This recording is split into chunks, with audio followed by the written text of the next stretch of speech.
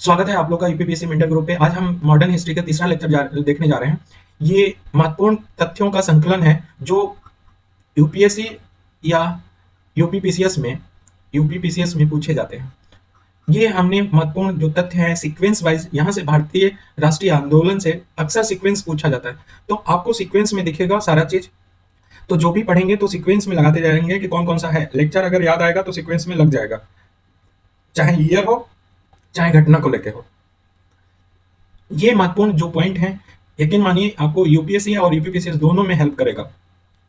मैंने अगर 3 बार प्री निकाला है और मेंस में बैठा है, इंटरव्यू दिया है, तो कारण है मैं हिस्ट्री को बस यहीं तक फोकस रखता हूँ जो हमने मटेरियल बनाया है और आप लोग को 4 लेक्चर के माध्यम से दे रहा हूँ। मॉडर्न हिस्ट्री मैंने यहीं से पढ़ा है, ठीक है। तो चलिए देखते हैं तीसरे वीडियो में क्या क्या इंपॉर्टेंट है। तो अक्सर पूछ लिया जाता है कांग्रेस से पूर्व राजनीतिक संस्था कौन कौन बनी थी। जो आईएनसी बनी थी उससे पूर्व में कौन कौन संस्था काम कर रही थी, उसको एक सीक्वेंस में देखेंगे, ठीक है। तो 1836 में बंग भाषा प्रकाशन सभा बना। कहाँ बना? बंगाल में बना। ये सरकार की नीतियों सुधार कार्यों के लिए सरकार को प्रार्थना पत्र दिया करता था। तो ये क्या करता था कि सरकार की जो नीतियां होती थी सुधार कार्यों के लिए, एक सरकार को क्या करता था? प्रार्थना पत्र देता था, ठीक। 1936 के बाद अब आते हैं 1938 में। 1938 में लैंड होल्डर सोसाइटी बना। ये कलकत्ता में बना। किसने बनाया? तो द्वारकानाथ टैगोर ने बनाया। अब 1843 में आ जाओ तो बंगाल ब्रिटिश एसोसिएशन बना। तो बंगाल ब्रिटिश एसोसिएशन कहाँ बना? कलकत्ता में बना। किसने बनाया? तो द्वारकानाथ टैगोर। और अंग्रेज भी इसके जो सदस्य थे वो थे जॉर्ज थॉमसन, और इन्होंने एक बार अध्यक्षता भी की थी बंगाल ब्रिटिश एसोसिएशन का।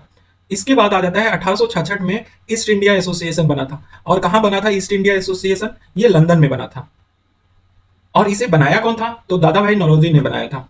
अब आ जाए, इसको ऊपर कर देना, 1851 में आ जाए तो 1851 में बना था British India association. British India association कहाँ बना था? तो कलकत्ता में बना था। किसने बनाया था? तो राजेंद्र लाल मित्र और राधाकांत देव ने बनाया था।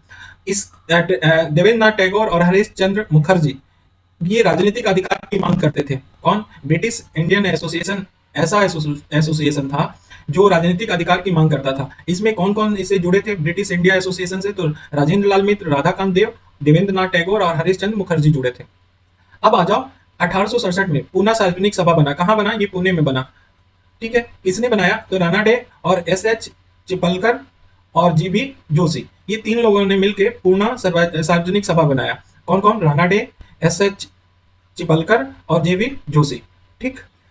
अब आ जाओ 1884 में मद्रास महाजन सभा बना। मद्रास में बना ये, और कौन कौन बनाया? तो राघवा चेरियार, जी सुब्रमण्यम अय्यर, पी आनंद चार्लो। तो कौन कौन? राघवा चेरियार, सुब्रमण्यम अय्यर और पी आनंद चार्लो। ये मद्रास महाजन सभा मद्रास में बना। कब बना?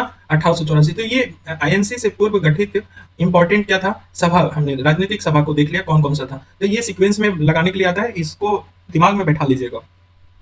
हम एक राजनीतिक सभा के बारे में बात कर रहे हैं, इंडियन लीग। अभी बीपीएससी में भी ये पूछ लिया गया था। तो इंडियन लीग की कहाँ बना था? तो इंडियन लीग बना था बंगाल में। और कौन थे बनाने वाले? तो शिशिर कुमार घोष थे। कब बना था? 1875 में। 1885 में बम्बई प्रेसिडेंसी एसोसिएशन बना था। ये आईएनसी के पूर्व बना था, जस्ट पहले अगर देखें तो कौन सा बना था? बम्बई प्रेसिडेंसी एसोसिएशन बना था। कौन बनाया था? तो फिरोज मेहता बनाए थे, बदरुद्दीन तैयब और केटी तेलंग, ये 3 लोग ने बम्बई प्रेसिडेंसी एसोसिएशन बनाया था, ठीक है। तो ये इंपॉर्टेंट है, ये सारे 9 के 9 आपको सीक्वेंस में याद रखना चाहिए और एक पेज में आप इसको लिख के रख लेंगे। एग्जाम से पहले जरूर देख के जाइएगा। अब कांग्रेस बना 1885 में। तो कांग्रेस के बारे में टिप्पणी क्या क्या हुआ, डफरिन ने क्या क्या टिप्पणी किया, कांग्रेस के बारे में टिप्पणी देख रहे हैं। तो डफरिन ने क्या क्या कहा कि वह जनता के उस अल्पसंख्यक वर्ग का प्रतिनिधित्व करती है जिसकी संख्या सूक्ष्म है। किसने बोला था? ये डफरिन ने बोला था। क्या बोला था? वह जनता के उस अल्पसंख्यक वर्ग का प्रतिनिधित्व करती है जिसकी संख्या सूक्ष्म है। कर्जन ने बोला था, क्या बोला था कांग्रेस के बारे में? कांग्रेस अपनी मौत की घड़ियां गिन रही है और भारत में रहते हुए मेरी इच्छा है कि मैं उसे शांतिपूर्वक मरने में मदद कर सकूं। तो ये किसने बोला था? कर्जन ने बोला था कि कांग्रेस अपनी मौत की घड़ियां गिन रही है, भारत में रहते हुए मेरी इच्छा है कि मैं उसे शांतिपूर्वक मरने में मदद कर सकूं, ठीक। कर्जन ने एक और चीज कांग्रेस को गंदी चीज और देशद्रोही संगठन भी बोला था। तो किसने बोला था? कर्जन ने बोला था। बंकिम चंद्र चटर्जी ने बोला था कि कांग्रेस के लोग पदों के क्या हैं? भूखे हैं। बंकिम चंद्र चटर्जी ने बोला था कि कांग्रेस के लोग पदों के भूखे हैं। तिलक ने क्या बोला था कि यदि वर्ष में हम एक बार मेढक की तरह टटराएं तो हमें कुछ नहीं मिलेगा। ये कांग्रेस के बारे में तिलक ने बोला था कि जब सम्मेलन में एक बार हम लोग, एक वर्ष में एक बार सम्मेलन हो रहा है और एक बार में हम मेढक की तरह टटराएंगे तो कुछ नहीं मिलेगा। वहीं लाला लाजपत राय ने क्या बोला कि शिक्षित लोगों का वार्षिक राष्ट्रीय मेला है। किसने बोला था कांग्रेस के बारे में शिक्षित लोगों का वार्षिक राष्ट्रीय मेला है? तो लाला लाजपत राय ने बोला था। और अश्विनी कुमार दत्त ने 3 दिनों का तमाशा बोला था। ये सम्मेलन को, कांग्रेस के सम्मेलन को 3 दिनों का तमाशा बोला था। किसने बोला था? अश्विनी कुमार दत्त ने बोला था। कांग्रेस के बारे में नेक्स्ट बिपिन चंद्र पाल ने क्या बोला था कि ये याचना का संस्था है। तो याचना संस्था की संज्ञा किसने दिया था? तो बिपिन चंद्र पाल ने दिया था। किसको? कांग्रेस को। ठीक, ये महत्वपूर्ण जो टिप्पणी किया था कांग्रेस पे, उसका समरी है, इसे ध्यान रखिएगा। लाला लाला लाजपत राय एओ ह्यूम के बारे में क्या बोला था कि ह्यूम स्वतंत्रता के पुजारी थे, उनका हृदय भारत की दुर्दशा पे रोता था। किसने बोला था? लाला लाजपत राय ने बोला था। 1889 आईएनसी अधिवेशन, ये 5वां हुआ था बंबई में, और Charles Bradlaugh British House of Common के सदस्य इसमें उपस्थित थे। ये पूछ लिया जाता है कि ब्रिटिश हाउस ऑफ कॉमन के सदस्य कौन से अधिवेशन में उपस्थित थे, तो 5वां अधिवेशन बोल दे, चाहे मुंबई का अधिवेशन। कब ईयर पूछ ले तो 1889 के जो आईएनसी अधिवेशन हुआ था। अब जो कार्यकाल को मृत्यु से जोड़कर लास्ट ईयर जो है वो देखना है। जैसे कि 1917 के बाद में दादा भाई नौरोजी का कोई रोल नहीं रहेगा, तो 1917 में जैसे कोई भी ऑप्शन हटाना हो तो ये ईयर जरूर याद रखना है। 1917 में हुआ क्या था? देखो, लखनऊ अधिवेशन 1916 में हुआ था, ठीक है। 1920 में असहयोग आंदोलन हुआ था। तो अगर असहयोग आंदोलन में बोले कि दादा भाई नौरोजी प्रमुख थे तो नहीं बोलना है, नहीं बोलना है, क्योंकि ये 17 में ही डेथ कर गए। तो वैसे ही बनर्जी का भी देखना है, और जीके गोखले का भी ये ईयर लास्ट वाला जरूर याद रखना, क्योंकि इस पे ट्विस्ट क्वेश्चन आता है और कहीं किताब में नहीं मिलेगा। यहां से आपको दिमाग लगाना पड़ेगा। तो कार्यकाल देख लो, दादा भाई नौरोजी का कार्यकाल 1825 से लेकर 1917 था। एसएन बनर्जी का 1848 से लेकर 1926 तक था, और जीके गोखले का 1866 से लेकर 1915 तक था। तो ये यहाँ पे माइंड ट्विस्टिंग क्वेश्चन आते हैं, इसलिए हम यहाँ पे इनको कार्यकाल, मृत्यु का कार्यकाल दे दिया है कि कब से कब तक कार्य किया है, वो वर्ष दे दिया, ठीक है। ब्रिटेन में 1887 में अपनी मांग मनवाने के लिए दादा भाई की अध्यक्षता में भारतीय सुधार समिति का गठन हुआ था। तो भारतीय सुधार समिति का अध्यक्ष कौन था पूछ लिया जाएगा, तो कौन है? दादा भाई नौरोजी। और किसके लिए हुआ था? तो ब्रिटेन में हुआ था, 1887 में हुआ था। क्यों हुआ था? कि अपनी मांग मनवाना था, उसके लिए, अपनी मांग मनवाने के लिए भारतीय सुधार समिति का गठन हुआ था, ठीक है। अब इंपॉर्टेंट पॉइंट ये है कि लंदन में 1888 में विलियम डिग्बी की अध्यक्षता में ब्रिटिश कमेटी ऑफ इंडिया की स्थापना हुई। तो सीधे सीधे ये क्वेश्चन पूछा जा सकता है कि ब्रिटिश कमेटी ऑफ इंडिया की स्थापना पहली बार कहाँ हुई? तो लंदन में हुई। और किसकी अध्यक्षता में हुई? तो विलियम डिग्बी की अध्यक्षता में है। बेलबाई आयोग, ये किससे जुड़ा हुआ आयोग है? ये इंपॉर्टेंट होगा क्योंकि क्वेश्चन अभी बना नहीं, और जिस तरह यूपीपीएससी बना रहा है 5 क्वेश्चन, देखो अगर 25 क्वेश्चन आ रहे हैं ना, तो 5 क्वेश्चन के पीछे नहीं भागना, जो 5 कहीं नहीं मिलते हैं। आप 20 के पीछे पढ़ो, ये 5 क्यों नहीं, ये 5 आपका सिलेक्शन नहीं कराएंगे, ये ध्यान रखना। तो बलबाई आयोग भारतीय व्यय की समीक्षा हेतु बना था। जो भारतीय व्यय हो रहा था उसकी समीक्षा हेतु कौन सा आयोग बना था? तो बेलबाई आयोग था, ठीक। अब 1905 से 1913 के बीच में क्या क्या घटना प्रमुख हुआ वो देख लेते हैं। तो भवानी मंदिर पुस्तक किसने लिखा था? अरविंद घोष ने लिखा था। तिलक ने राष्ट्रवाद की पहचान हिंदुत्व की भावना से की। तिलक ने राष्ट्रवाद की पहचान हिंदुत्व की भावना से की। तो ये कहते हैं कि राष्ट्रवाद की पहचान किसने हिंदुत्व की भावना से की? तो तिलक ने की। समाचार पत्र उग्रवाद पनपने में योगदान दिया। तो जो समाचार पत्र कौन कौन से थे जो उग्रवाद को पनपने में योगदान दिया, ये यूपीपीएससी हर बार पूछता है और अलग ट्विस्ट करके, तो ये ध्यान रखना है। तो वो समाचार पत्र कौन कौन थे तो वो देख लें। एक है बंगवासी, जो कलकत्ता में प्रकाशित होता था, केसरी पुणे में, और एक था काल, ये उदारवादी राजनीति की कड़ी आलोचना करता था। ये तीनों जो पत्र थे, ये तीनों उदारवादियों का आलोचना करता था। तिलक गणपति महोत्सव कब? 1884 से मनाना स्टार्ट कराया, और शिवाजी महोत्सव 1886 में। ईयर इंपॉर्टेंट है। और किसने गणपति महोत्सव और शिवाजी महोत्सव स्टार्ट किया था मनाना? तो तिलक ने। तिलक, हमारा राष्ट्र एक वृक्ष की तरह है जिसका मूल तना स्वराज है और स्वदेशी तथा बहिष्कार उसकी शाखाएं हैं। तो तिलक ने क्या बोला था कि हमारा राष्ट्र एक वृक्ष की तरह है और जिसकी मूल तना क्या है? मूल तना के रूप में स्वराज बताया, और उसकी शाखाओं के रूप में किसको? स्वदेशी और बहिष्कार के रूप में बताया। स्वदेशी आंदोलन से पहले बंगाल में स्वदेशी का बीज अश्वनी कुमार दत्त और रविन्द्रनाथ टैगोर बो चुके थे। तो स्वदेशी आंदोलन से पहले ही स्वदेशी का बीज पूछा जाता है कि कौन बो चुका था, तो अश्वनी कुमार दत्त और रविन्द्रनाथ टैगोर ये दोनों लोग बो चुके थे। अब नेक्स्ट इंपॉर्टेंट में आ जाओ, कौन ऐसा पत्र है जो ब्रिटिश सरकार पर करारा प्रहार किया पत्र के माध्यम से? तो तिलक का केसरी, बिपिन चंद्रपाल का न्यू इंडिया और लाला लाजपत राय का पंजाबी, ये ब्रिटिश सरकार पे करारा प्रहार पत्र के माध्यम से किए। तो कौन कौन? केसरी, न्यू इंडिया और पंजाबी। केसरी किसने लिखा है? तो तिलक, और न्यू इंडिया बिपिन चंद्रपाल, और लाला लाजपत राय पंजाबी। ठीक, अब हम 1905 से लेके 1915 तक क्रांतिकारी आंदोलन के बारे में देख रहे हैं। तिलक ने अनुनय विनय नहीं बल्कि युत्सा का नारा दिया। तिलक ने क्या बोला था कि अब अनुनय विनय नहीं होगा, अब रण होगा। ठीक है, युत्सा का मतलब होता है लड़ाई। ठीक है, नारा ये किसने दिया था? तिलक ने दिया था। भारत में क्रांतिकारी गतिविधियों की शुरुआत 1897 में महाराष्ट्र से हुई। तो क्रांतिकारी गतिविधियों की पूछा जाता है शुरुआत कहां से हुई? तो महाराष्ट्र से हुई। या कब हुई? तो 1897 में हुई। ठीक, अब महाराष्ट्र की हम क्या देखें? क्रांतिकारी गतिविधियों को देखने जा रहे हैं।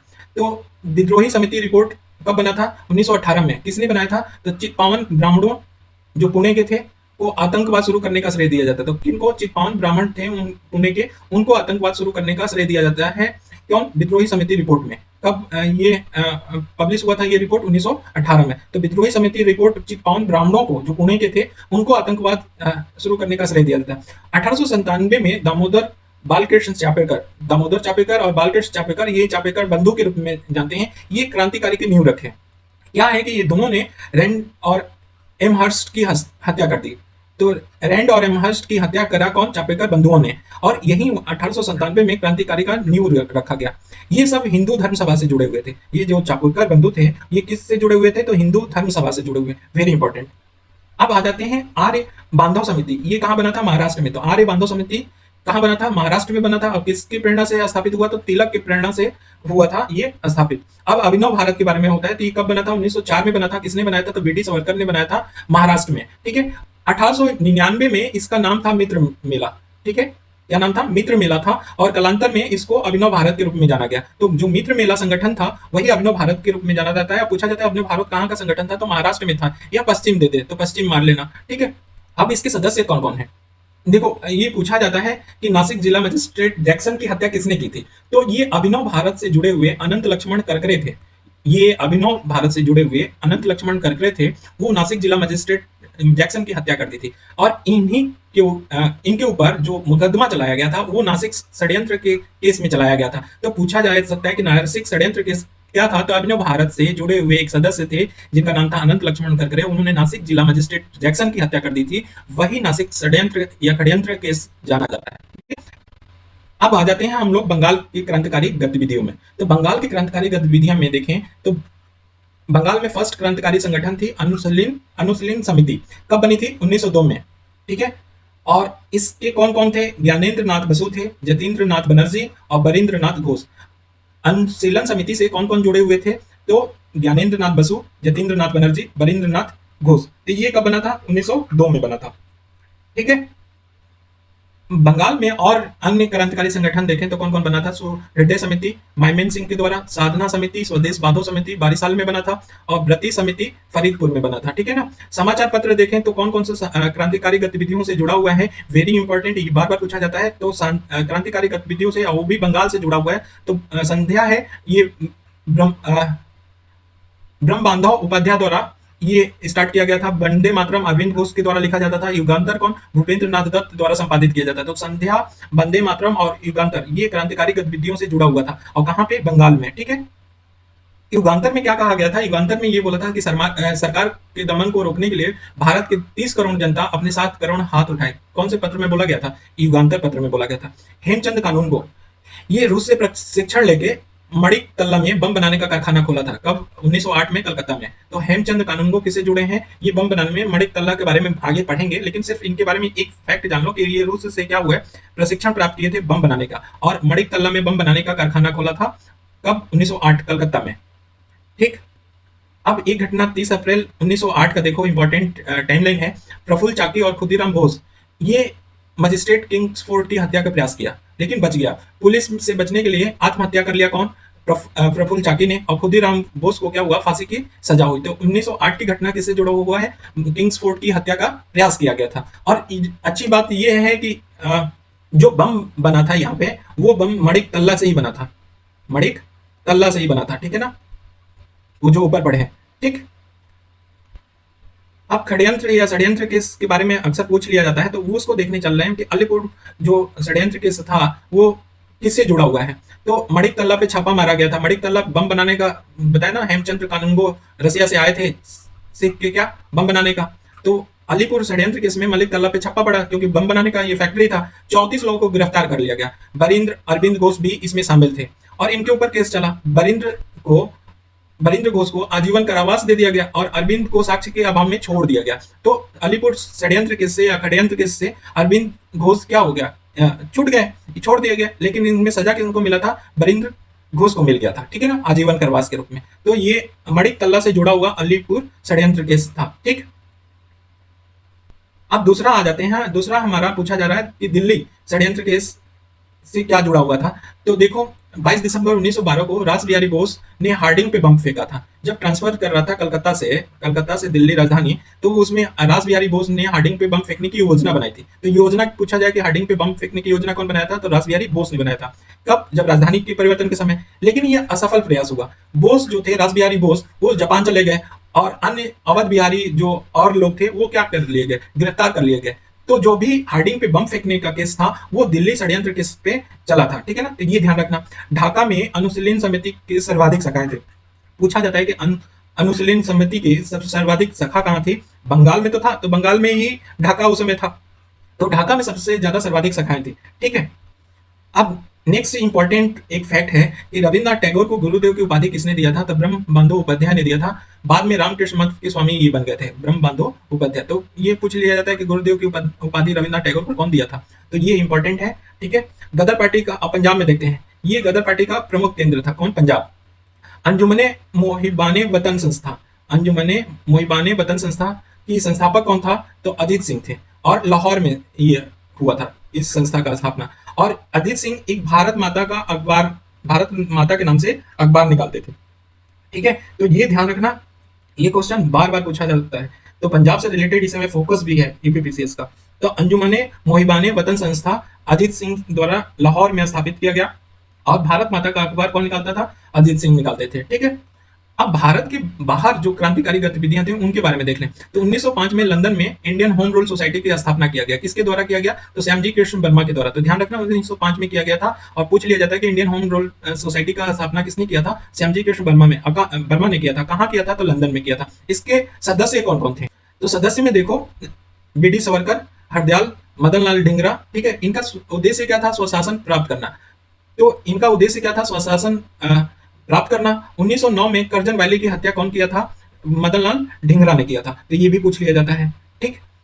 अब आ जाओ, ये पत्रिका क्या निकालते थे, इंडियन सोशियोलॉजिस्ट, ठीक है। क्या निकालते थे, पत्रिका का नाम था इंडियन सोशियोलॉजिस्ट।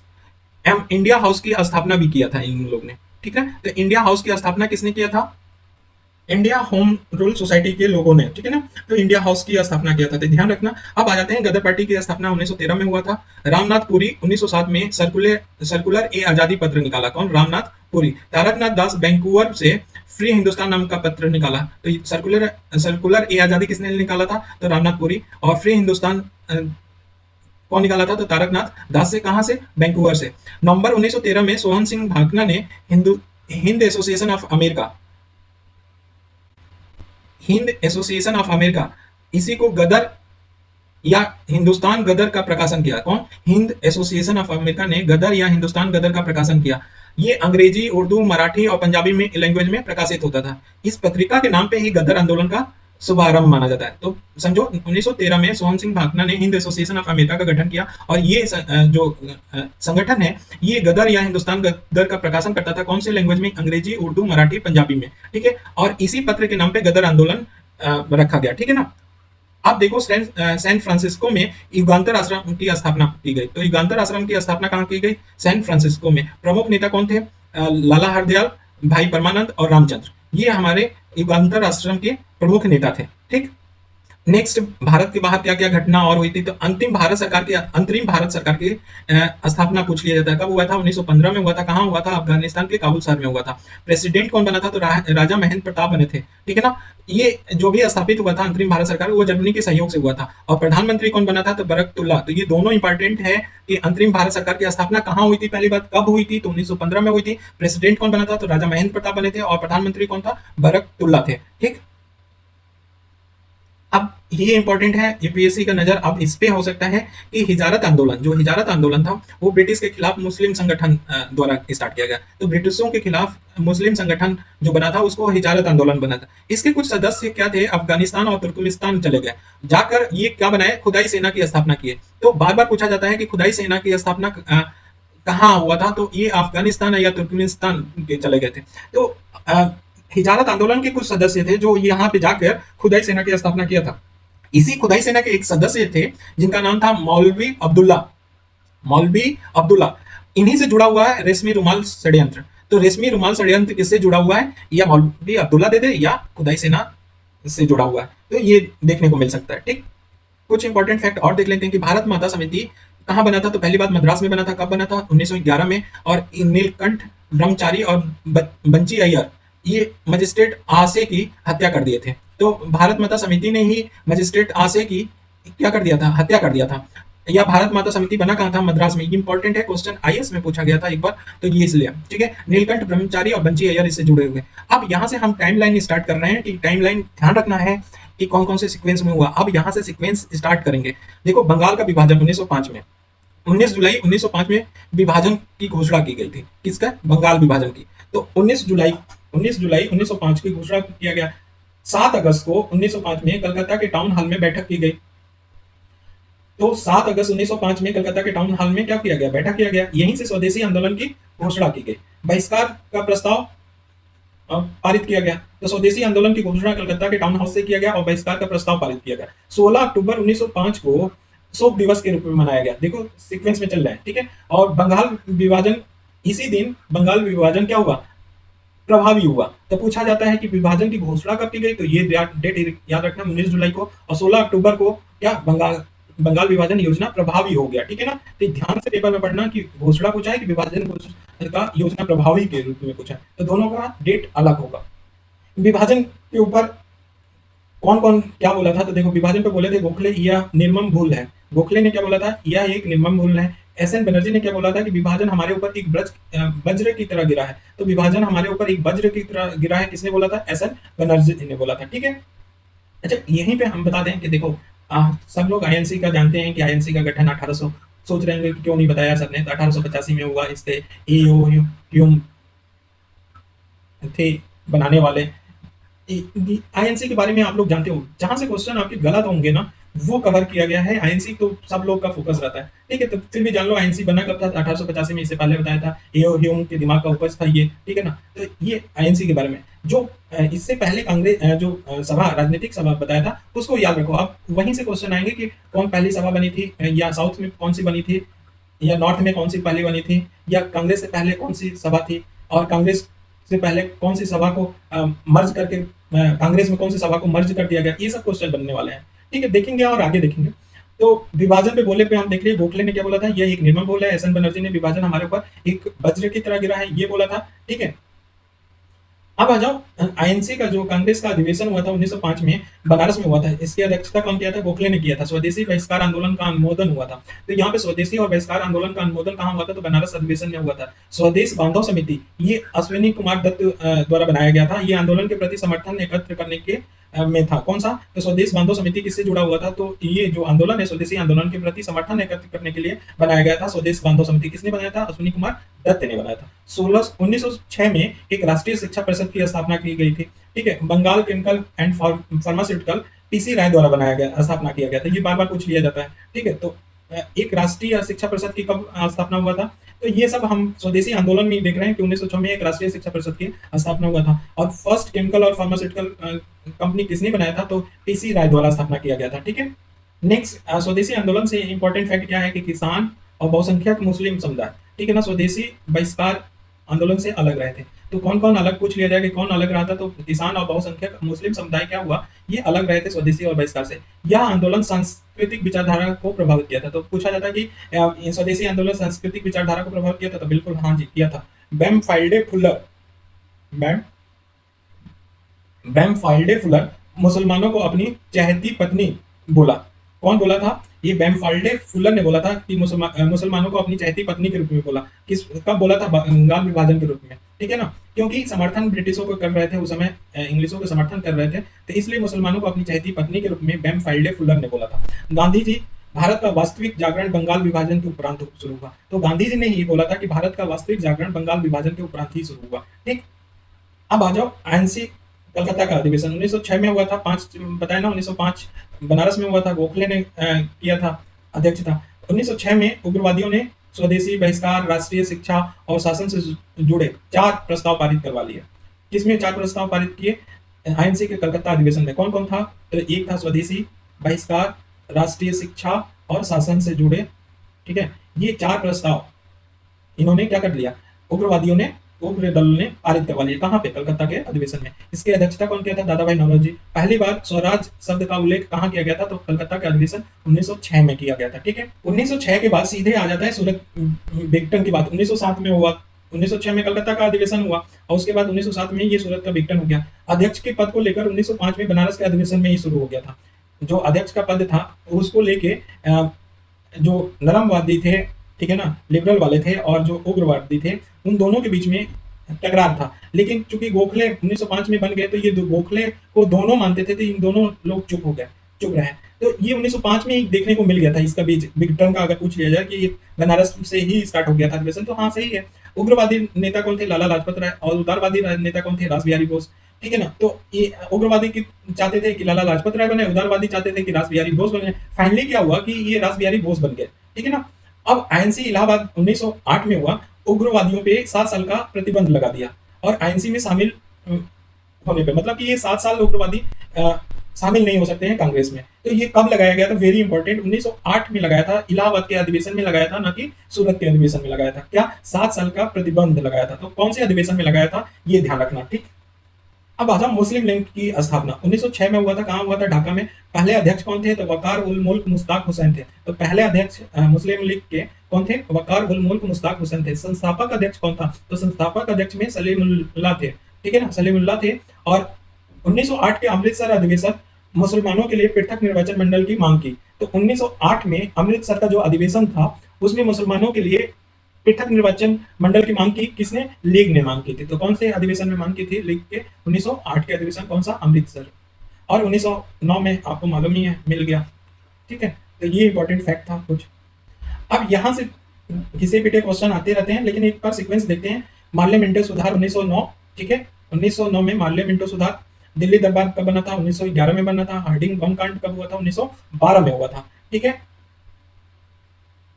अब देखो, प्रथम विश्व युद्ध स्टार्ट हुआ था 1914 में। तिलक और गांधी जी, ये दोनों धन और सेना की व्यवस्था गांव गांव घूम कर किया था। वायसराय लॉर्ड हार्डिंग था उस समय। कौन था वायसराय? प्रथम विश्व युद्ध के समय में ये लॉर्ड हार्डिंग था, ठीक है। 1914 में कामागाटा मारू प्रकरण हुआ था। गुरदीप सिंह 376 यात्रियों को वैंकूवर लेके जा रहे थे, ठीक है ना, 376। तो कामागाटा मारू प्रकरण 1914 से जुड़ा है। गुरदीप सिंह कौन थे? जो नेतृत्व करता थे। 376 यात्रियों को लेकर कनाडा वैंकूवर जा रहे थे।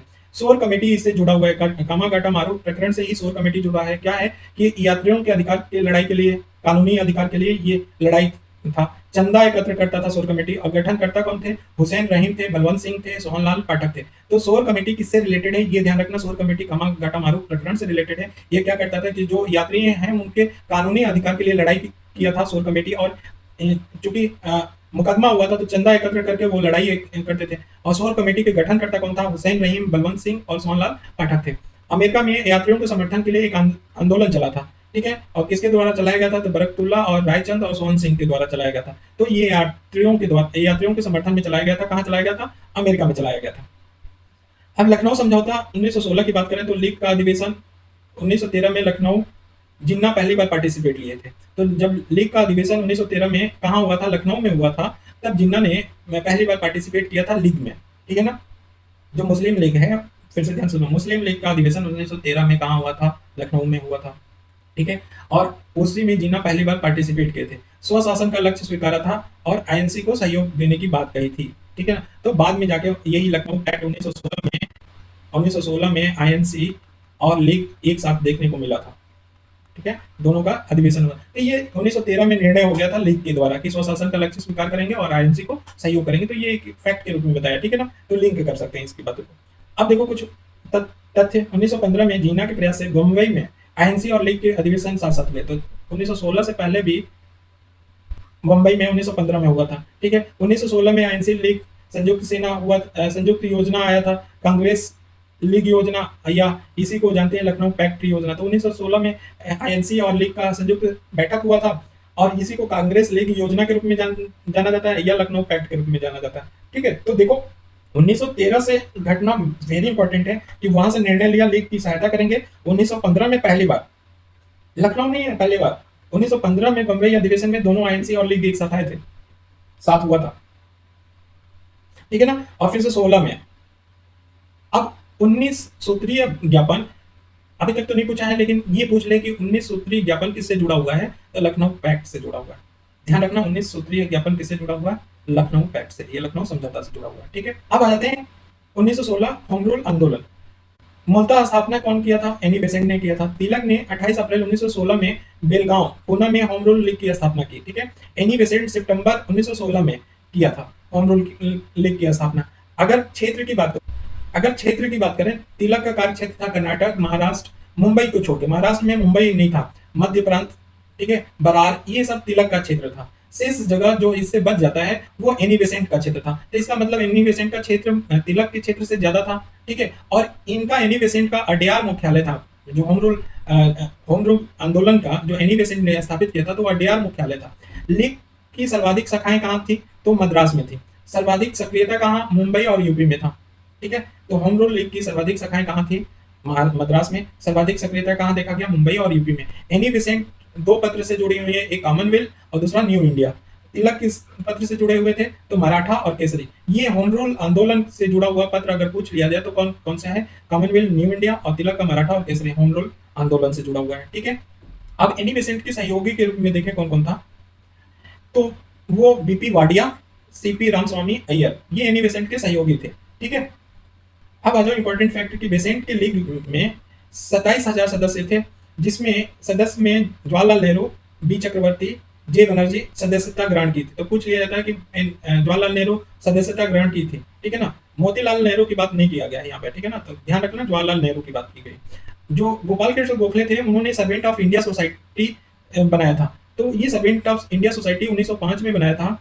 इसके जो सदस्य थे ना, वो होम रूल लीग में प्रवेश उनका वर्जित कर दिया था। किसने? गोखले ने किया था। तो servant of India society BPSC में डायरेक्ट क्वेश्चन पूछ लिया गया है, अभी जो कैंसिल हो गया। तो 1905 में कौन? जीके गोखले ने सर्वेंट ऑफ इंडिया सोसाइटी बनाया था। तो इसके जितने सदस्य थे वो होम रूल लीग में प्रवेश को क्या कर दिया था? वर्जित कर दिया था, मना कर दिया था। एनी बेसेंट की गिरफ्तारी, S Subramaniam Iyer, Annie Besant की जब गिरफ्तार हुई थी तो एस सुब्रमण्यम अय्यर ने नाइट की उपाधि वापस कर दी। तो ये पूछ लिया जाता है कि एस सुब्रमण्यम अय्यर ने नाइट की उपाधि कब वापस की थी? कौन सा आंदोलन में? तो होम रूल आंदोलन में, जब एनी बेसेंट क्या हो गई थी? गिरफ्तार हो गई थी। ठीक, अब एनी बेसेंट से एक इंपॉर्टेंट फैक्ट है, याद रखना ही है कि 1917 आईएनसी अधिवेशन जो हुआ था उसमें बेसेंट अध्यक्ष बनी थी। ठीक है ना, तो 1917 के आईएनसी कांग्रेस अधिवेशन में एनी बेसेंट अध्यक्ष बनी थी। अब आ जाओ 1917 में मॉन्टेग्यू घोषणा पर कि उस समय प्रधानमंत्री कौन था ब्रिटिश में? तो लॉर्ड जॉर्ज था। ठीक है, तो मॉन्टेग्यू घोषणा के समय कौन प्रधानमंत्री था? पीएम कौन था? लॉर्ड जॉर्ज था। इस घोषणा को जो उदारवादी थे वो भारत का मैग्ना कार्टा की संज्ञा दी। तो भारत की मैग्ना कार्टा की संज्ञा किसने दिया था? तो उदारवादियों ने किया था। किस घोषणा को किया था? तो मॉन्टेग्यू घोषणा को। वेरी इंपॉर्टेंट, मॉन्टेग्यू घोषणा और मॉन्टेग्यू चेम्सफोर्ड के रिपोर्ट के आधार पे, तो वही मॉन्टेग्यू घोषणा पत्र और मॉन्टेग्यू चेम्सफोर्ड के रिपोर्ट के आधार पे सरकार अधिनियम गवर्नमेंट एक्ट 1999 आया। ठीक है, 1919 आया, और इसी को मॉन्टेग्यू ने संसद द्वारा निर्मित सरकार और भारत के जनप्रतिनिधियों के बीच की सेतु की संज्ञा दी। तो सरकार अधिनियम 1919 को ही मॉन्टेग्यू ने क्या संज्ञा दी थी कि संसद द्वारा निर्मित सरकार और भारत के जो जनप्रतिनिधियों के बीच में ये सेतु के रूप में काम करेगा। कौन सा? सरकार अधिनियम 1919। ठीक है। तिलक ने 1919 के सुधार को असंतोषप्रद और निराशाजनक बना बताया। ठीक है। और ये आईएनसी के 1919 के अधिवेशन में बोला था। कौन? तिलक ने। और इन्होंने कहा था कि एक बिना सूरज का सवेरा है। ठीक है। असंतोषप्रद और निराशाजनक एक बिना सूरज का सवेरा किसने बोला है 1919 एक्ट को? तो ये बोला है तिलक ने बोला है। किसने बोला है? तिलक ने बोला है। ठीक है। तो ये ध्यान रखना ये चीज। अब 1919 के सुधार को लेके आईएनसी में द्वितीय विभाजन होता है। तो एक तो 1907 में हम लोग पढ़े, 1907 में पहला विभाजन हुआ। ठीक है। वो अध्यक्ष पद को लेके हुआ था। ठीक है। या ये कहें कि लिबरल और उग्र के बीच में टकराव के कारण हुआ। दूसरा 1919 में सुधार को लेके फिर से द्वितीय विभाजन हुआ था। ये ध्यान रखना। ठीक। अब आ जाओ 1918 में एसएन बनर्जी मॉन्टेग्यू जो सुधार का था वो स्वागत किए थे और कांग्रेस से अलग होकर भारतीय उदारवादी संघ की स्थापना किया था। तो भारतीय उदारवादी संघ की स्थापना कौन किया था? एसएन बनर्जी ने किया था। कब किया था? 1918 में किया था। क्यों किया था? कि ये मॉन्टेग्यू सुधार का स्वागत करना, मतलब समर्थन किया था। और कांग्रेस का विभाजन हो गया, जो बताया था ना 1919 में विभाजन हो गया। तो वो विभाजन इस तरह हुआ था कि कांग्रेस से अलग हो गए थे एसएन बनर्जी और भारतीय उदारवादी संघ की स्थापना किया था। ठीक है। अब आते हैं गांधी युग में। गांधी जी के युग में कब से? 1919 से लेकर 1947 में रहा। प्रथम जो वर्ल्ड वॉर हुआ था उसमें वो गांव-गांव जाके सैन्य सहायता और पार्टिसिपेट के लिए प्रमोट किया था। उसके लिए इन्होंने केसरे हिंद की सम्मान दिया था। किसने? ब्रिटिश ने। ठीक है। तो केसरे हिंद का सम्मान प्रथम वर्ल्ड वॉर के समय में भी मिला था इनको। ठीक। अब देखो नेक्स्ट इंपॉर्टेंट कि हिंद स्वराज पुस्तक कब लिखा गया था? तो 1919 में लिखा, 1909 में लिखा गया था। स्वराज या स्वशासन के बारे में विस्तृत व्याख्या यहीं पे हिंद स्वराज में किया गया था। चंपारण सत्याग्रह 1917 में हुआ था। खेड़ा सत्याग्रह 1918 में। और इसको फर्स्ट पहला वास्तविक किसान आंदोलन बोला जाता है या सत्याग्रह बोला जाता है। तो पहला वास्तविक सत्याग्रह अगर पूछे तो खेड़ा सत्याग्रह है, चंपारण सत्याग्रह नहीं है। ठीक है ना। लेकिन पहला अगर किसान आंदोलन पूछे, वास्तविक किसान आंदोलन, तो ये था खेड़ा सत्याग्रह। अहमदाबाद मिल एसोसिएशन मिल आंदोलन कब हुआ था? तो ये भी 1918 में हुआ था। ये प्लेग बोनस को लेकर हुआ था। ठीक है। मजे की बात ये है कि अंबालाल साराभाई का मिल था। ठीक है ना। इन्होंने दान दिया था साबरमती आश्रम बनाने के लिए। इनकी बहन थी अनसुईया बेन जो गांधी जी के साथ रहती थी। ठीक है। और फिर गांधी जी की ये मित्र भी थे। फिर भी अहमदाबाद मिल आंदोलन में गांधी जी पार्टिसिपेट किए थे। अंबालाल साराभाई इनके मित्र होते हुए अनसुईया बेन इनकी बहन थी जो गांधी जी के साथ थी। फिर भी इस स्ट्राइक पे रहे, अहमदाबाद मिल आंदोलन में पार्टिसिपेट किया। और फर्स्ट टाइम अगर पूछा जाए कि भूख हड़ताल का हथकंडा कहाँ कौन से में अपनाया था, तो अहमदाबाद मिल आंदोलन में अपनाया था। अब आ जाते हैं रॉलेट एक्ट 1919 के बारे में। तो 1917 में सिडनी रॉलेट की अध्यक्षता की समिति की सिफारिश में बना था। तो 1917 में सिडनी रॉलेट नाम की एक आदमी थे, उनकी अध्यक्षता में एक समिति की सिफारिश पे ये रॉलेट एक्ट बना था। ठीक है। अब सत्याग्रह सभा की स्थापना, इसी रॉलेट एक्ट में सत्याग्रह सभा की स्थापना किया गांधी जी ने। 6 अप्रैल 1919 को गांधी ने अनुरोध पे हड़ताल की बात कही कि हड़ताल हुआ। 6 अप्रैल 1919 गांधी के अनुरोध पे क्या हुआ? हड़ताल की बात बोली गई। किसके खिलाफ? रॉलेट एक्ट के खिलाफ। और सत्याग्रह सभा की स्थापना कहाँ किया गया? किसने किया था? तो गांधी जी ने किया था। किसके खिलाफ किया था? तो रॉलेट एक्ट के खिलाफ किया था। ठीक है। लेकिन इसके बाद जालियांवाला बाग हत्याकांड हो जाता है। ठीक है ना। 1919 में दीनबंधु CF एंड्रूज, जिनको दीनबंधु के नाम से जाना था, ये जानबूझकर की गई क्रूर हत्या की संज्ञा दी थी जालियांवाला बाग को। रविन्द्रनाथ टैगोर ने नाइट की उपाधि वापस कर दी। वायसराय के कार्यकारी सदस्य के रूप में जो शंकर नायर काम कर रहे थे उन्होंने त्याग पत्र, ये तो बहुत बार पूछा जा चुका है दोनों। तो शंकर नायर ने जालियांवाला बाग हत्याकांड से वायसराय कार्यकारी के सदस्य के रूप में त्याग पत्र दिया था। ठीक है। अब सरकार द्वारा ये एक जांच समिति बनाया गया था जिसका अध्यक्ष कौन बना था? हंटर ने बना था। इसके सदस्य कौन थे? लॉर्ड हंटर थे, जस्टिस रस्किन था, जॉर्ज बारो था, थॉमस स्मिथ था और मिस्टर राइस थे। ठीक है। उसी सदस्य में भारतीय कौन थे जो जांच समिति सरकार द्वारा बनाया गया था या हंटर कमेटी में कौन कौन इंडियन थे? ये इंपॉर्टेंट है। चिमनलाल सितलवाड़ा, शाह बजाजी, सुल्तान अहमद और जगत नारायण, ये हंटर कमेटी के भारतीय लोग शामिल थे उस समिति में। तो ये ध्यान रखना इंपॉर्टेंट है। अब इंडेमेंटी बिल हत्याकांड के दोषी को बचाने के लिए बोला गया कि इंडेमेंटी बिल क्या, जो हत्याकांड के दोषी हैं उसको बचाने के फलस्वरूप ये बिल लाया गया था। ठीक है ना। हंटर रिपोर्ट को पन्ने दर पन्ने निर्लज सरकारी लिपापोती की संज्ञा किसने दिया था? तो गांधी जी ने कहा था। कांग्रेस ने भी एक जांच समिति बनाया था, लेकिन किसकी अध्यक्षता में बनाया था? मदन मोहन मालवीय की अध्यक्षता में। Very important. ठीक है, इसके सदस्य कौन थे? मोतीलाल नेहरू थे, गांधी जी थे, CR दास थे, तैयब जी थे, जयकर थे। ये इंपॉर्टेंट, बहुत लोग शामिल थे लेकिन ये थे। ठीक है ना। तो कांग्रेस ने भी जलियांवाला बाग हत्याकांड की जांच समिति बनाया था, किसकी अध्यक्षता में? ये मदन मोहन मालवीय में। जबकि ऊपर पढ़े कि सरकार ने बनाया था हंटर की अध्यक्षता में। ठीक है, और उसके भारतीय कौन कौन से शामिल थे वो भी देख लिया। यहाँ पे सदस्य में कौन कौन थे? तो गांधी जी भी सदस्य के रूप में शामिल थे, ये गौर करने वाली बात है। इसी समय डंडा फौज का आया था। जब जलियांवाला बाग हुआ था, उसी से जुड़ा हुआ है डंडा फौज। इसके नेतृत्वकर्ता कौन थे? तो चमनदीप थे, और ये पंजाब में आया था। तो 1919 में जो जलियांवाला बाग था, उसी से जुड़ा हुआ था डंडा फौज। कहाँ से में ये गठित हुआ था? ये गठित हुआ था पंजाब में, और इसके नेतृत्व कौन कर रहे थे? चमनदीप। अब जलियांवाला बाग के बाद हम लोग आते हैं खिलाफत आंदोलन के बारे में।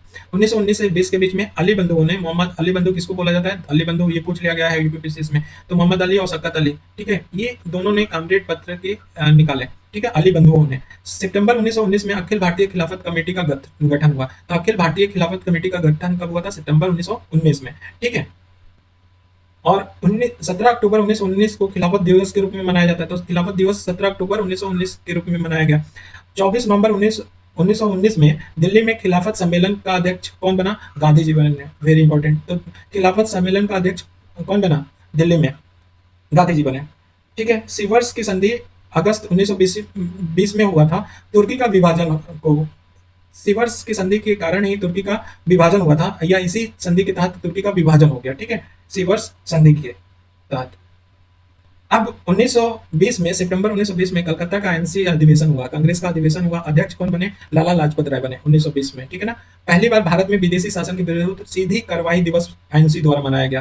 तो पहली बार भारत में विदेशी शासन के विरुद्ध सीधी कार्रवाई दिवस के रूप में कांग्रेस द्वारा कब मनाया गया? तो कलकत्ता अधिवेशन में मनाया गया 1920 के। ठीक है, विधान परिषदों का बहिष्कार की बात कही गई थी कलकत्ता अधिवेशन में। सविनय और असहयोग शुरू करने का निर्णय इसी अधिवेशन में, जो 1920 का कलकत्ता अधिवेशन था, इसी अधिवेशन में शुरू करने का निर्णय लिया गया था। तो असहयोग आंदोलन के बारे में 1920 से 21 चला था, तो इसके बारे में इंपॉर्टेंट फैक्ट देखते हैं। देखो, असहयोग में कलकत्ता अधिवेशन 1920 में असहयोग आंदोलन का प्रस्ताव रखा गया था, लेकिन नागपुर का अधिवेशन 1920 में हुआ था दिसंबर में, तो इस आंदोलन की पुष्टि कर दी गई थी। तो ये ध्यान रखना, प्रस्ताव रखा गया था कलकत्ता के अधिवेशन में, लेकिन अगर पुष्टि का पूछे तो कहाँ बताओगे? नागपुर के अधिवेशन में बताओगे, दिसंबर में जो हुआ था। और अध्यक्ष कौन बना था इसमें? नागपुर के अधिवेशन में बी राघवाचारी बने थे। बी राघवाचारी बने थे। ठीक है, तो स्वराज का लक्ष्य घोषित असहयोग में पहला निर्णय लिया गया। सेकंड निर्णय क्या लिया गया? पहला निर्णय स्वराज लक्ष्य को घोषणा करना, यह असहयोग में पहला निर्णय था। दूसरा निर्णय यह था कि रचनात्मक कार्यक्रमों की सूची में या रचनात्मक कार्य करना। उसमें क्या था? सभी वयस्कों को कांग्रेस का सदस्य बनना। तो सभी वयस्कों का कांग्रेस में सदस्य बनाना ये था। 300 सदस्यों की अखिल भारतीय कांग्रेस समिति का गठन, 300 सदस्यों की अखिल भारतीय कांग्रेस समिति का गठन इसी में किया गया था। भाषाई आधार पर प्रांतीय कांग्रेस समितियों का पुनर्गठन, वेरी इंपॉर्टेंट, ये पूछा जाता है इसलिए बोल रहे हैं। तो ये असहयोग आंदोलन से ही जुड़ा था। स्वदेशी मुख्यतः हाथ की कताई या बुनाई को प्रोत्साहन देने का, ठीक है, और हिंदी का प्रयोग, ये सेकंड में निर्णय लिया गया था। तो इसमें सबसे ज्यादा पूछा जाता है कि अखिल भारतीय कांग्रेस समिति का गठन 300 में कब हुआ था? 300 सदस्यों की, तो असहयोग में। दूसरा पूछा जाता है प्रांतीय कांग्रेस समितियों का पुनर्गठन भाषाई आधार पर किया गया था, कब किया गया था? असहयोग आंदोलन में। और स्वदेशी का मुख्यतः क्या लक्ष्य था? कि हाथ की कताई बुनाई को प्रोत्साहन करना और हिंदी को प्रयोग करना। ठीक है ना। अब क्या हुआ कि कांग्रेस की नीतियों में आए परिवर्तन के विरोध में, बहुत इंपॉर्टेंट है, इस नीति के विरोध में एनी बेसेंट, मोहम्मद अली जिन्ना, बिपिन चंद्रपाल, शंकर नायर कांग्रेस छोड़ दिए। तो जो नीति ऊपर दो बनाया गया, उस नीतियों का विरोध कौन किया, या ये कहते हैं सीधे सीधे असहयोग आंदोलन का कौन विरोध किया? तो ये थे भाई। ठीक है, तो ये ध्यान रखने वाली बात है, और यहाँ से क्वेश्चन पूछ लिया जाता है। तो पढ़ने का मतलब ये है कि जो असहयोग आंदोलन को सपोर्ट कौन नहीं किया था? एनी बेसेंट, मोहम्मद अली जिन्ना, बिपिन चंद्रपाल और शंकर नायर, ये सब कांग्रेस छोड़ दिए थे इसी नीति के खिलाफ। अब सहयोग आंदोलन के कार्यक्रम को दो भागों में बांटा गया। एक तो रचनात्मक कार्य था, दूसरा नकारात्मक कार्य था। अब देखते हैं रचनात्मक कार्य में क्या था? राष्ट्रीय विद्यालय और पंचायती अदालतों की स्थापना करना, ठीक है, अस्पृश्यता का अंत करना, हिंदू मुस्लिम एकता को बढ़ाना, स्वदेशी का प्रसार करना और कताई बुनाई को बढ़ाना। वहीं नकारात्मक में क्या था? सरकारी उपाधियों को छोड़ देना, प्रशस्ति पत्रों को लौटा देना, स्कूल कॉलेज अदालत कपड़ों का बहिष्कार करना, सरकारी उत्सवों का बहिष्कार करना, विदेशी वस्तुओं का बहिष्कार करना, ये नकारात्मक में था। और ये रचनात्मक था। स्वराज कोष तिलक की मृत्यु के बाद ये किया गया था। 1 करोड़ एकत्र करना, ठीक है ना, और 20 लाख चरखे बांटना। 1 करोड़ रुपए एकत्र करना स्वराज कोष तिलक से रिलेटेड है, ये ध्यान रखना। स्वराज कोष किससे रिलेटेड है? तिलक से। ये असहयोग आंदोलन से जुड़ा हुआ है, ठीक है। तिलक की मृत्यु के बाद जो विजयवाड़ा में सम्मेलन हुआ था, एनसी सम्मेलन में, ये स्वराज कोष की स्थापना किया गया था और इसका मुख्य उद्देश्य 1 करोड़ रुपया क्या करना, एकत्र करना और 20 लाख चरखे बांटना था। 1 अगस्त 1920 में असहयोग आंदोलन क्या हो जाता है, शुरू हो जाता है और तिलक की इसी दिन मृत्यु हो गई थी, 1 अगस्त, ठीक है ना। पश्चिम भारत, बंगाल और नॉर्थ भारत में ये सफल रहा था। तो पश्चिम भारत में, बंगाल में और नॉर्थ भारत में सफल रहा था, लेकिन अगर देखें तो दक्षिण भारत में उतना सफल नहीं रहा। अब असहयोग के बारे में देखें तो क्या इंपॉर्टेंट था कि शिक्षा संस्थाओं का सर्वाधिक बहिष्कार कहाँ किया गया, तो ये पूछ लिया जाएगा कि बंगाल में। और मद्रास में क्या था, ये सबसे ज्यादा असफल रहा शिक्षा संस्थाओं का बहिष्कार में। अगर देखें तो सबसे ज्यादा असफल कौन रहा, तो मद्रास। तो ऐसे भी मद्रास साउथ में पड़ता है, तो हमने बताया साउथ में ज्यादा पार्टिसिपेट नहीं हुआ था असहयोग आंदोलन में। अच्छा, असहयोग आंदोलन में वकालत छोड़ने वाले कौन कौन थे, तो लाला लाजपत राय, सरदार वल्लभ भाई पटेल, जवाहरलाल नेहरू, CR दास, विठल भाई पटेल और राजेंद्र प्रसाद। ये और भी लिस्ट है, लेकिन ये इंपॉर्टेंट है जिनके नाम पूछे जाते हैं। तो ये असहयोग आंदोलन के समय क्या कर दिए थे, वकालत छोड़ दिए थे। गांधी जी ने केसरे हिंद और जुल्लू और बोअर जो पदक मिला था साउथ अफ्रीका में मिला था, जुल्लू और बोअर पदक कहाँ मिला था, ये साउथ अफ्रीका में मिला था। वो ये भी ब्रिटिशों के द्वारा ही मिला था और Kesare Hind world war first में मिला था। तो ये सब ये गांधी जी ने क्या कर दिया, वापस कर दिया। विदेशी कपड़ों का बहिष्कार सर्वाधिक सफल हुआ, तो विदेशी कपड़ों का असहयोग आंदोलन में सर्वाधिक सफल हुआ था, ठीक है ना। और वहीं अगर शिक्षा संस्थाओं में सर्वाधिक बहिष्कार कहाँ हुआ था पूछा जाए तो बंगाल में हुआ था, ठीक है। एक घटना है कि विजयवाड़ा का जब आईएनसी अधिवेशन हो रहा था 1921 में, तो एक सदस्य ने बोला कि खादी महंगा है, तो तभी से गांधी जी ने लंगोट पहनना शुरू कर दिया। तो जब बहुत कम कपड़े पहनने के लिए, तो दूसरे को सजेशन देने से पहले अपने ऊपर फॉलो कर लिया और बताया भी था कि कम कपड़े पहन लो। तो यही विजयवाड़ा का आईएनसी अधिवेशन इसलिए फेमस है, ठीक है ना। 17 नवंबर 1921 में प्रिंस वेल्स का भारत आगमन होता है। कब? 17 नवंबर 1921 में। सरकार ने कांग्रेस और खिलाफत कमेटी दोनों पर प्रतिबंध लगा दिया। तो असहयोग आंदोलन में कांग्रेस और खिलाफत कमेटी दोनों पे प्रतिबंध लगा दिया, ठीक है ना, सरकार ने। जामा मस्जिद में स्वामी श्रद्धानंद ने भाषण दिया था। जामा मस्जिद जो दिल्ली का था, उसमें स्वामी श्रद्धानंद ने भाषण दिया था और स्वर्ण मंदिर की चाबी जो था वो डॉक्टर किचलू को दे दिया गया था। तो इतनी एकता बढ़ गई थी असहयोग आंदोलन में कि देखो, जामा मस्जिद में हिंदू भाषण जाके दे रहा है, ठीक है, और स्वर्ण मंदिर की चाबी एक मुसलमान को दे दिया गया था, डॉक्टर किचलू को, ठीक है ना। अब 1921 दिसंबर आईएनसी अहमदाबाद अधिवेशन में अगले कदम के रूप में सबने अवज्ञा आंदोलन शुरू करने का अनुमति मिला था। तो आईएनसी के अहमदाबाद अधिवेशन में 1921 में जो हुआ था, वो सबने अवज्ञा आंदोलन शुरू करने की अनुमति मिली थी। 12 फरवरी 1922 में बरदौली आईएनसी की बैठक में, जो बरदौली में कांग्रेस का बैठक हो रहा था, असहयोग आंदोलन समाप्त करने की और वापस पर आलोचना किया। कब? बरदौली आईएनसी बैठक में। किसने किसने किया था? मोतीलाल नेहरू ने किया था, सुभाष चंद्र बोस ने किया था, जवाहरलाल नेहरू ने किया था, श्री राजगोपालाचारी ने किया था, CR दास ने किया था, अली बंधु ने। तो ये देखो, बरदौली जो कांग्रेस का बैठक हुआ था, उसमें असहयोग को समाप्त करने की घोषणा हुआ, ठीक है, 12 फरवरी 1922 में। और वापस पे कौन कौन से आलोचना किया गया, तो किसके द्वारा आलोचना किया गया था? ये सारे मोतीलाल नेहरू, सुभाष चंद्र बोस, जवाहरलाल नेहरू, श्री राजगोपालाचारी और CR दास, अली बंधु के द्वारा आलोचना किया गया, ठीक है। अब आ जाते हैं, स्वराज पार्टी का गठन हुआ 1923 में। सबसे पहले national liberal federation SN Banerjee ने बनाया था। वो विधानमंडल चुनाव में हिस्सा लेने की बात कही थी। तो स्वराज पार्टी पहले ही ऐसी पार्टी नहीं थी जो कि विधानमंडल चुनाव में हिस्सा लेने की बात कही थी। इससे पहले SN बनर्जी द्वारा जो बनाया गया था नेशनल लिबरल फेडरेशन, वो विधानमंडल चुनाव में हिस्सा लेने की बात कही थी। 1922 में कांग्रेस अपनी भावी रणनीति हेतु सबने अवज्ञा जांच समिति का गठन किया। इसके अध्यक्ष कौन थे? तो हकीम अजमल खां थे। Very important. 1922 में कांग्रेस अपनी भावी रणनीति हेतु एक सबने अवज्ञा जांच समिति बनाया। किसके अंडर में बनाया? कौन अध्यक्ष थे? तो हकीम अजमल खान थे, ठीक है। सदस्य कौन कौन थे इसके सबने अवज्ञा जांच समिति के? अध्यक्ष तो हकीम अजमल खान थे। सदस्य में मोतीलाल नेहरू, डॉक्टर अंसारी, राजगोपालाचारी, विठल भाई पटेल और कस्तूरी रंगा थे। इसकी रिपोर्ट किसने बनाया था? तो मोतीलाल नेहरू ने बनाया था। तो ये सबने अवज्ञा जांच समिति वेरी इंपॉर्टेंट और यहाँ से क्वेश्चन बन सकता है, ठीक है। मोतीलाल नेहरू द्वारा रिपोर्ट बनाया था। मोतीलाल और CR दास ने विधानमंडलों में प्रवेश कर राजनीतिक लड़ाई लड़ने की बात कही थी इस रिपोर्ट में, ठीक है। अब 1922 में गया का अधिवेशन हुआ। अध्यक्ष CR दास बने। ये BPSC अभी जो पेपर रद्द हुआ इसमें पूछ लिया गया डायरेक्ट क्वेश्चन। इसे बहुत बहुत बहुमत के साथ अस्वीकार कर दिया। तो गया अधिवेशन में जो बात कही गई थी कि राजनीतिक लड़ाई विधानसभा मंडल में प्रवेश करके करेंगे CR दास और मोतीलाल के द्वारा, तो वो उसे गया अधिवेशन में अस्वीकार कर दिया गया। अब मोतीलाल नेहरू और CR दास ने कांग्रेस से क्या कर दिया? त्याग पत्र दे दिया। और मार्च 1923 में इलाहाबाद में कांग्रेस खिलाफत स्वराज पार्टी का गठन किया, ठीक है। तो कांग्रेस खिलाफत स्वराज पार्टी का गठन कौन किया? मोतीलाल नेहरू और CR दास। अब देखो कि मौलाना आजाद इनके कार्यक्रमों को कांग्रेस के अंतर्गत मान्यता दे दी। मौलाना जो आजाद थे, इनके कार्यक्रमों को कांग्रेस के अंतर्गत क्या कर दी, मान्यता दे दी 1923 के दिल्ली अधिवेशन में। ठीक है। अब पूछा जाता है कि स्वराज्यों के समर्थन कौन कौन किया था, तो मदन मोहन मालवीय ने किया था, एम आर जयंकर ने किया था, विठल भाई पटेल ने किया था। तो स्वराज्यों का समर्थन कौन किया था, तो ये ध्यान रखना। ठीक है। केंद्रीय विधानमंडल चुनाव 1923 में हुआ, 101 में 42 पे विजय हुई इनकी। ठीक है। मध्य प्रांत में स्पष्ट बहुमत बहुमत मिला। बंगाल में सबसे बड़ा दल के रूप में उभरा।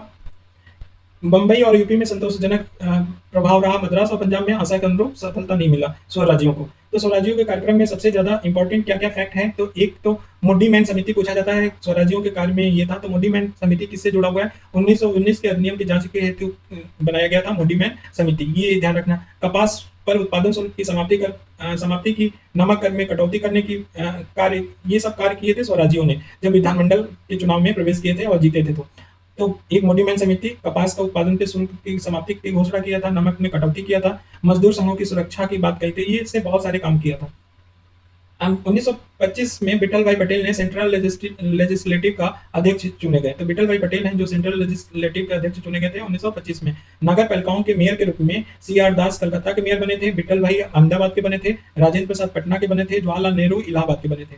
अब स्वराज पार्टियों का संकट कब स्टार्ट हुआ, सी आर दास की मृत्यु के बाद स्टार्ट हो गया। क्या था, सरकार के साथ जो सहयोग के चाहते थे उनको रिस्पॉन्सिविस्ट बोला गया था, रिस्पॉन्सिविस्ट बोला गया था। इसके सदस्य या समर्थक कौन थे, एनसी केलकर थे, एम आर जयंकर थे, मालवीय वगैरह थे। तो ये सरकार के साथ सहयोग चाहते थे करे स्वराज पार्टी का। अन्य जो दूसरा ग्रुप था वो नॉन रिस्पॉन्सिबिलिस्ट के रूप में जाना जाता है, जो सरकार के साथ सहयोग की बात नहीं करता था।